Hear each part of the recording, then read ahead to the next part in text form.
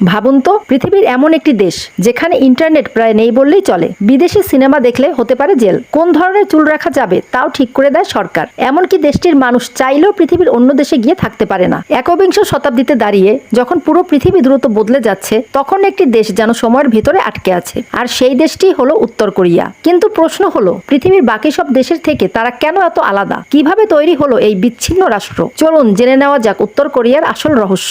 আজকের উত্তর কোরিয়া আগে আলাদা কোনো দেশ ছিল না। একসময় পুরো কোরিয়াই ছিল একটি দেশ। দ্বিতীয় বিশ্বযুদ্ধের পর জাপানের শাসনের অবসান হলে কোরিয়াকে দুই ভাগে ভাগ করা হয়। উত্তরে প্রভাব বিস্তার করে সোভিয়েত ইউনিয়ন আর দক্ষিণে যুক্তরাষ্ট্র। কিছুদিনের মধ্যেই তৈরি হয় দুইটি আলাদা রাষ্ট্র। একদিকে উত্তর কোরিয়া, যেখানে কমিউনিস্ট শাসন প্রতিষ্ঠিত হয়। অন্যদিকে দক্ষিণ কোরিয়া, যেখানে ধীরে ধীরে গণতন্ত্র ও মুক্ত বাজার অর্থনীতি গড়ে ওঠে। আজ এই দুই দেশের পার্থক্য এতটাই বিশাল যে একই ভাষা ও সংস্কৃতি থাকা সত্ত্বেও তাদের জীবনযাত্রা যেন দুই ভিন্ন গ্রহের মানুষের মতো। উত্তর ও দক্ষিণ কোরিয়ার মাঝখানে রয়েছে একটি বিশেষ সীমান্ত।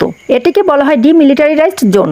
নামের মধ্যে সামরিক মুক্ত শব্দ থাকলেও বাস্তবে এটি পৃথিবীর সবচেয়ে কড়া নিরাপত্তা বেষ্টিত সীমান্তগুলোর একটি। উঁচু বেড়া, মাইন ক্যামেরা এবং হাজার হাজার সেনা সারাক্ষণ নজরদারি করে। এখান থেকে পালানোর চেষ্টা করলে অনেক সময় জীবন হারানোরও ঝুঁকি থাকে। একই পরিবারের মানুষও দশকের পর দশক একে অপরের সঙ্গে দেখা করতে পারেন না। এখন পৃথিবীর বেশিরভাগ মানুষই ইন্টারনেট ব্যবহার করে, কিন্তু উত্তর কোরিয়ার সাধারণ মানুষ বিশ্বের ইন্টারনেটে প্রবেশ করতে পারে না। তাদের জন্য রয়েছে শুধুমাত্র একটি অভ্যন্তরীণ নেটওয়ার্ক, যেখানে শুধুমাত্র সরকার অনুমোদিত কিছু তথ্যই দেখা যায়। বিদেশি সংবাদও সাধারণ মানুষের কাছে সহজে পৌঁছায় না। অর্থাৎ মানুষ যা জানবে তা অনেকটাই সরকার নিয়ন্ত্রণ করে। উত্তর কোরিয়ার রাজধানী পিয়ংইয়ং।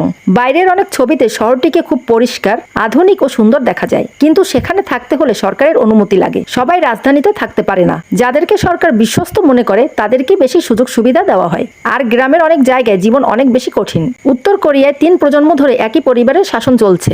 বর্তমান নেতা হলেন কিম জং উন। যেখানে দক্ষিণ কোরিয়া স্যামসাং, হিয়াংদে, এলজি এর মতো বিশ্বখ্যাত কোম্পানির দেশ, কেপপ, কে ড্রামা এবং আধুনিক প্রযুক্তির জন্য ব্যাপক পরিচিত, সেখানে উত্তর কোরিয়ায় আন্তর্জাতিক বাণিজ্য সীমিত, ইন্টারনেট সীমিত, বিদেশ ভ্রমণও কঠোরভাবে নিয়ন্ত্রিত। একই ভাষা, একই ইতিহাস, কিন্তু দুই দেশের জীবনযাত্রা যেন সম্পূর্ণ বিপরীত। উত্তর কোরিয়া পৃথিবীর সবচেয়ে আলোচিত দেশগুলোর একটি। কারো কাছে এটি নিরাপত্তা ও কঠোর নিয়ন্ত্রণের উদাহরণ, আবার কারো কাছে এটি বিশ্বের সবচেয়ে বিচ্ছিন্ন রাষ্ট্র। তবে একটি বিষয় নিশ্চিত, একে পৃথিবীতে থেকেও উত্তর কোরিয়ার বাস্তবতা বাকি বিশ্বের তুলনায় একেবারেই আলাদা। আর সেই কারণেই দেশটি আজও কোটি কোটি মানুষের কাছে রহস্যে ঘেরা।